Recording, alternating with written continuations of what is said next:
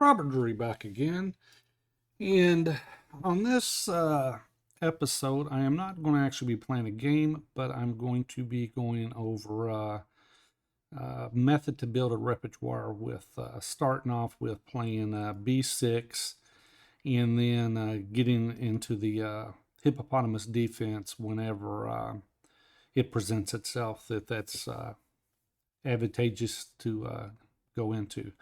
However, I'm going to start this video by covering the three pawns, which you got f4, e4, and d4, and how black should handle the three pawn center, which is the Austrian attack.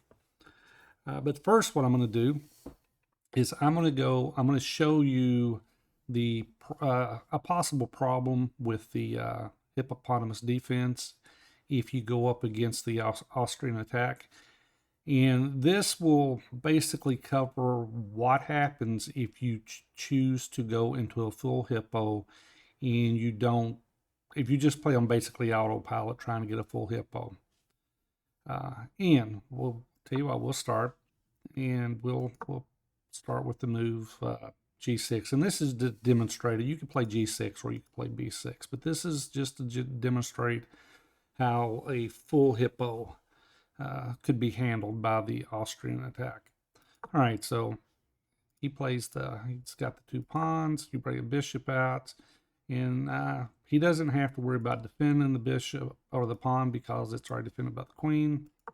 And now he goes his three pawns. He's got the first three of the Austrian attack.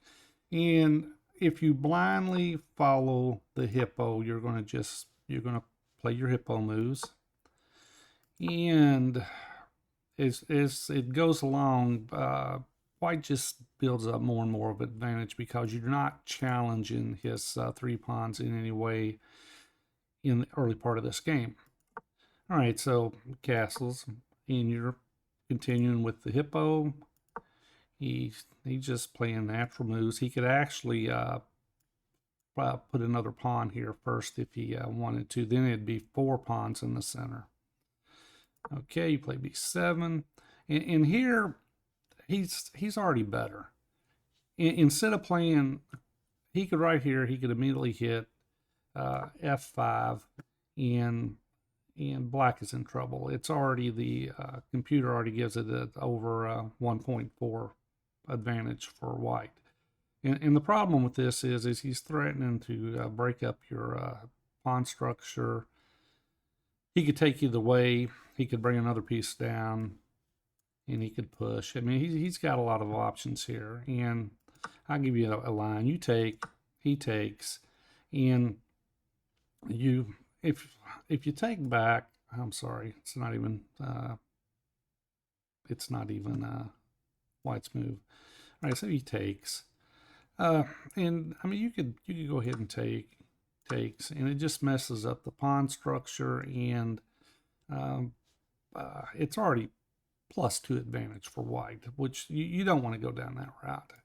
All right, but anyway, you go back, and the best move here is to castle, but he can just bring another piece in, and now black is threatening.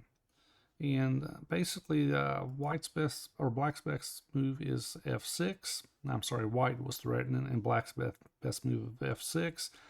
And here, you can just ignore it. You can ignore it because it's already got a problem here with the way things are going. For instance, takes. You can take with the knight, and you're thinking, all right, well, he's down a piece, but he's actually, white's winning. He's got an attack. He's got 1, 2, 3, 4 pieces that can come into the attack. Now, the rook can also come in, but it can be taken. So, if you take back, and he just takes back. Once again, he's got his pieces all in, and he's got a big threat going. Let's say you take. You're trying to get out of this mess. He just takes, and you still got a problem here. Black could. All right, let's see. He tries to get the pieces off the board, and here, bishop to f7. King comes over. Hold on a second. Let's see. That's what I'm talking about. H7 actually is not the best move. The bishop here is actually because you can't take. He can't come here, and he's coming. He's coming down here, and he goes over, and it's just. I mean, you're coming. No, that's the wrong move. Queen's just coming down. Queen come down here for a mate, and it's just pretty much over. I mean, what's black gonna do? Knight to f5 is a computer move, but you're just taking, and you just got too big of an attack going. All right, and that's if he finds f5. Now let's say that he doesn't find f5 and he just plays bishop d3. And let's see, let's go back. And he's still got the f-pawn hanging over. The f-pawn push is always hanging over you.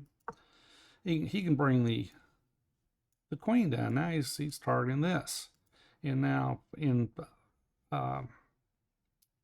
other openings, you end up with this push, you end up with the castle, you end up with this push. But you can't get the full hippo. Best moves for white to castle, or black to castle rather. And once again, you still have f5. The thing is, if he forgets f5 and he just develops, I mean, he's still winning, but you're not going to get a full hippo. For instance, you play h6, and he's got f5, and now he's hitting here. You take back here. He's just got a lot of play, and this line is if he doesn't find the f5 move earlier in the game. All right, let's say you play h6. You play h6, still got f5, and the point is, f5 is the problem if you try to get into a full hippo against the Austrian attack. So with that, I am going to show you a recommended way that I have been playing it. I've got a couple different hippo courses. One is the chessable course that Alessio DeSantis. He made a chessable course on the hippo. Simon Williams actually did the commentary on it, and Simon Williams actually filled in some holes in the opening that would be wise to know. I've also got the Chess Giants course. He's got a 6-hour course out on the hippo, and I've gone over many videos. I've gone over the courses, and I'm trying to develop my repertoire based on what is the best moves for white. I'm sorry, for black. All right, but anyway, I will get into a game that I played.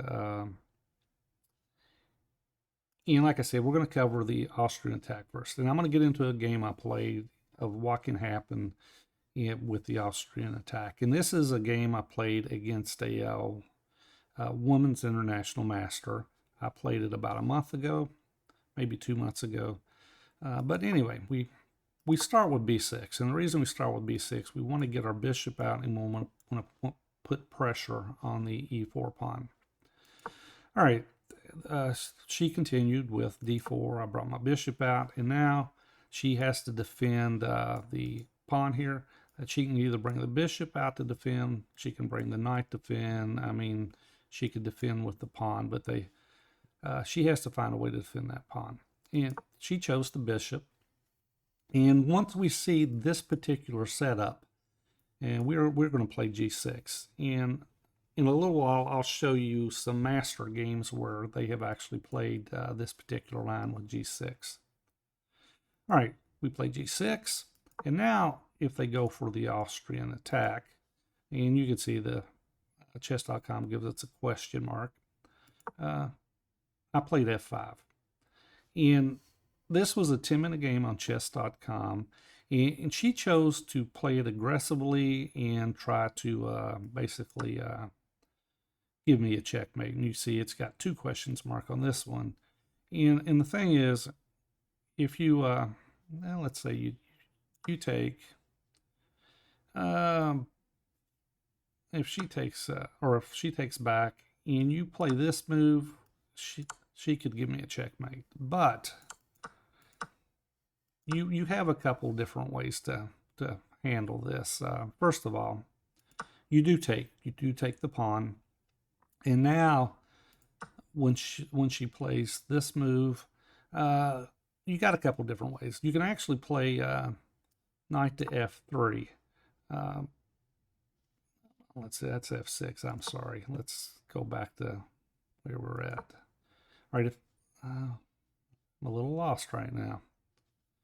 I'm too far up. All right, here you can actually play. You can actually play knight to f3 and still get away with this move up here. Now, let's see. I had this all set up earlier, but if they take, you're just coming out here, and you've always got this particular move to take the rook.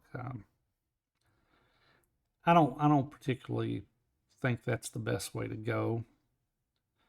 Let's see. Let me find my stuff here. H5 is a better way to go because you're stopping the queen from coming in. Okay, and then if that takes place, they'll hold on. Oh my gracious, we are in. All right, so if they play the knight out, and that's what she did, I just went ahead and took. And now if she pushes here, I can take. But she brings her knight in. And now once they bring the knight in, she's threatened to come right here. I fork my queen, my rook, and get her piece back. What I had to do was I've got to play e6, and now if she comes in here, I got to check. I got to check, which I can cause some problems with that particular check. Okay, let me go through here. All right. Okay, let's say they, well, that's what we want to do. All right, see if they go ahead and knight f7. All right, I give a check. They can move away. If she was to move away here, that just loses a queen because you got here, here, here, and it doesn't matter where the king goes, the queen drops. So that doesn't work. If they play knight to c3, you still got the check. They move away. You can bring the other knight in, and you're up. If they come in here, you've still got this bishop move. So e6 is a move you have to remember because you want to get this diagonal open. All right, so she played bishop out. I played my bishop out, and now here comes the knight in. Got the check. There's the block. Take the pawn, and let's hold on. Let's take the pawn. Yeah, takes the rook. Knight goes down, comes back, and just take. Now the queen check, and the king moves over, and now the king protects both pawns, and we're just winning. All right, brings the knight down. My knight comes out, hitting the queen. He drops back. And now I'm offering queen trades. She refuses. Once again, bring my bishop out. And moves the queen. All right. Queen trades. Refuses. I'm bringing the knight out. Now I'm hitting here.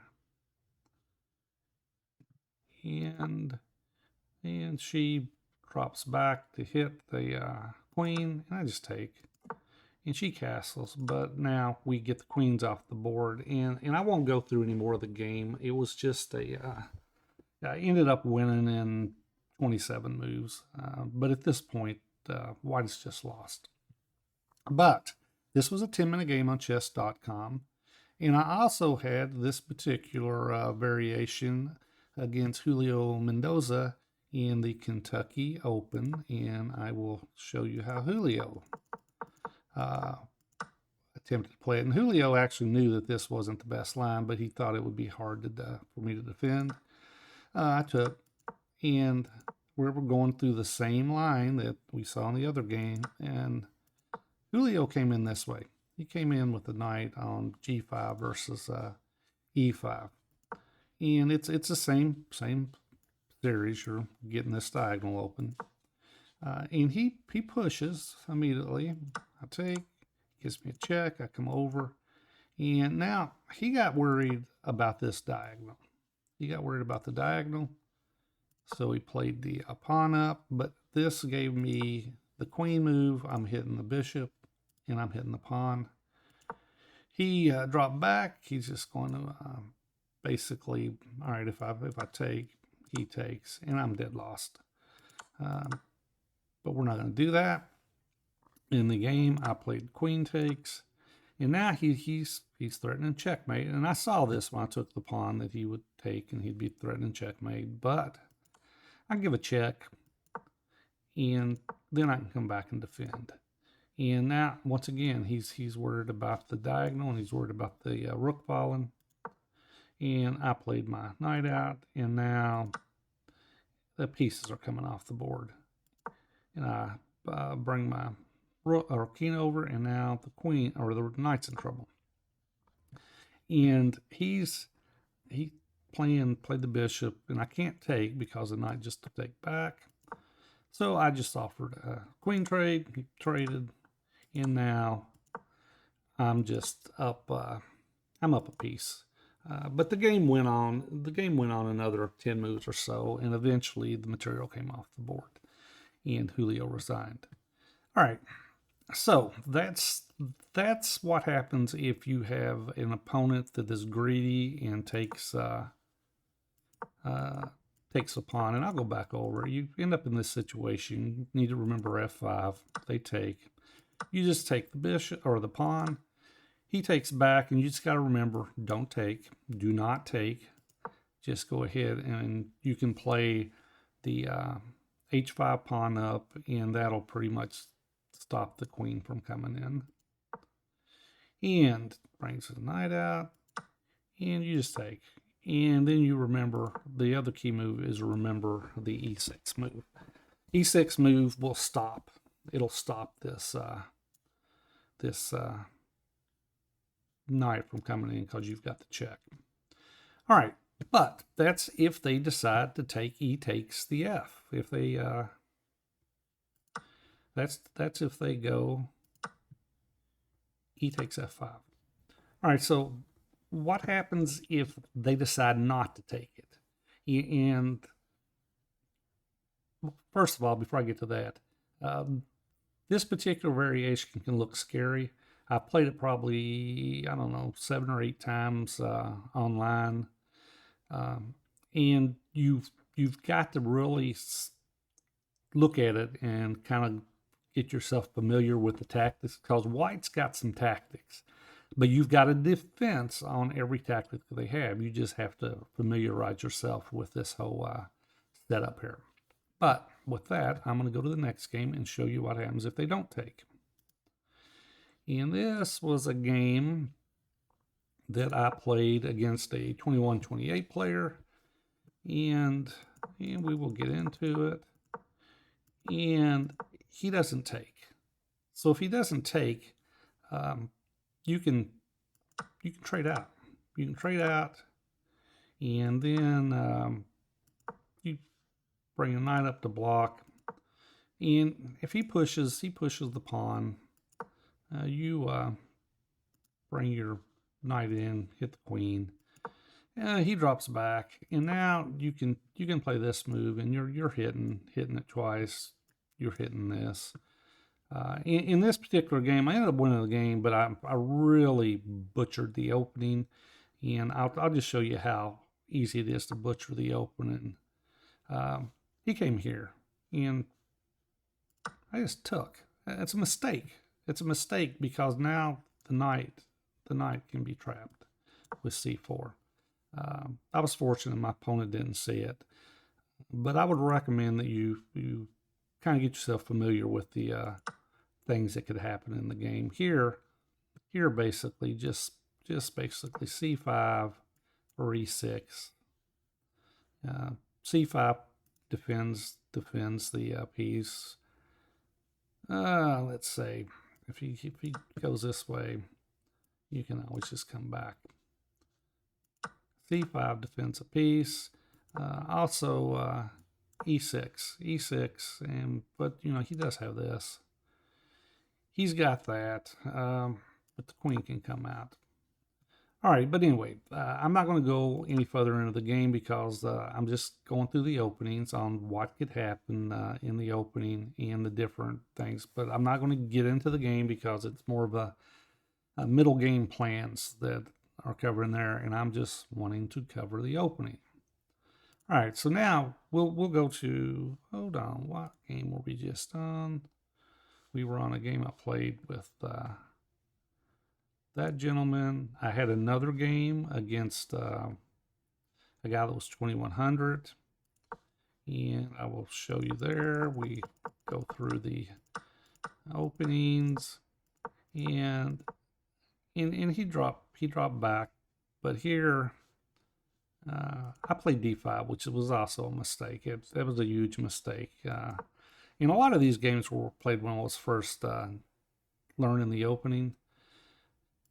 But e6 here, if you can get the e6 move in, you're doing all right. I mean, you're basically 10 moves into the game, and the computer has it plus 0.16 for white. So black is doing all right. It's like you're 10 moves in, and white doesn't have a big advantage. Okay, now let's see. Oh, I got some games against, I got a game against the master, and hold on a second. I will get the game up against it's not against the master, it's a couple master games. All right, so this game was played all the way back in 2003, and it was against Pavel Blatny was playing the black side of the Hippo against Ilya Serpik. And it was in the U.S. Open, and it was played in Los Angeles. I do not know the time controls, but I will go through, and Pavel Blatny was 2503, and I'm not sure what his opponent was, but I think I saw on another site it was like 2300 or something like that. But you can see these are master level players that have played this particular opening. Now this, I will go back. This is an Owens Defense. We're not getting into a Hippo in this game because they played the 3-pawn center. All right, so as we talked about in a repertoire back in 2003, this was a way that Master handled this particular opening. Took, and you can see it's pretty much the same 7 moves, 8 moves, and he comes in, and you just get some development. And it's just, you can play these games, and I mean, here white was thinking, all right, he mixes his pawn up, just take. But he opens up a line too. But we'll just we'll quickly go through the game. I haven't really analyzed the game that much, but I'm just trying to show you that masters can play this. And they're masters, so I mean, they're throwing pieces all over the place. And it's attacking here. And it's just throwing pieces everywhere.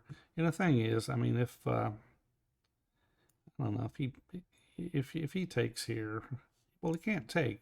The bishop take is interfering with the queen. If he was to take, I mean, you got queen d3, and then what? King to h1, And let's see. Oh, you got this because you got the rook coming. All right, but anyway, that was just a game to show you that the master level players actually can play this. And like I said, this was played in the U.S. Open. All right, but now let's get into a little bit more on that particular. Let me find my. We'll get in a little bit more on that particular line. Okay, that's not the one we want.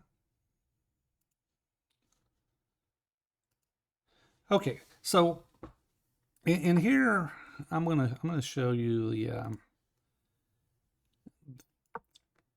I'll show you. We get to our standard position, and the queen does not have to come out here. Actually, the computer says the best move is knight to d2, but knight to d2 interferes with the bishop. And most people I play will play the queen out. I haven't seen any. I don't believe there's any master games on chess.com in the database where they play knight d2. And I'll tell you what, we'll look at it. We have, where are we at here? We have queen d2 is played 3 times, e takes f was played 3, and knight to c3 was played 2 times, but no knight to d2. And this is this is the master games in the database, so you can see it's not played very often. However, queen d2 is the most likely move played, and the computer actually says the best move is not f takes. Here it'll tell you that f takes, but it'll quickly switch over to knight to c4. Or knight to c6 rather. And when you look at the Explorer, there's no games. There's no games in the database. So odds are your opponent will not have seen this particular move order. But you're basically getting a pretty even game. Right here it says plus 0.20, but that actually, you let the computer think long enough on it and it goes down. But I'll give you a typical line. I'll give you one line of what could happen if they get greedy. Let's say they take, you just take back, and they bring their queen in, and they're all right. They're gonna win that piece. You just bring your knight back, and I mean, if they take, you take back, and it gets wild, but at the same time, black has actually got the advantage. If they take the pawn over here right now, they're up a pawn, but once again, bishop g2. And if he takes there, your knight can take, and then you give the queen a little push. He brings his in, and you can actually escape this way, and you've always got this. And the engine actually says it's 1.47 advantage for black. But that's just, if they take, it just gets tactical. And once again, you need to go over and get yourself familiarized with this position. Now, let's say that he doesn't take, he just defends. He defends, you can take then. He takes, and now you're hitting, and if he takes here, you're taken back with the bishop. In actuality, it's the engine says it's basically even plus 0.08, plus 0.06. And I mean, white can do a couple different things. He can push. And if he pushes here, I mean, you can come out here. You're hit threatened here. I don't know if he plays this way. You can. The engine actually likes. Go ahead, likes just knight takes. But anyway, this is this is a line that you just need to get yourself familiarized with. And remember, when you get to this setup, nobody has played the, there's no games in the database where knight to c6. So odds are your opponent hasn't played it. But if you do some of your own analysis on this position and get familiarized with it, you should be able to get an even game and even play for a win if white picks some of these inferior lines. All right, so with that, that will cover us deviating out of the hippo when we see the bishop move and the f-pawn move, and we were going to deviate. And on the next video, I will cover games that I have played where they play the knight move out. All right, but anyway, with that, I will see you on the next video.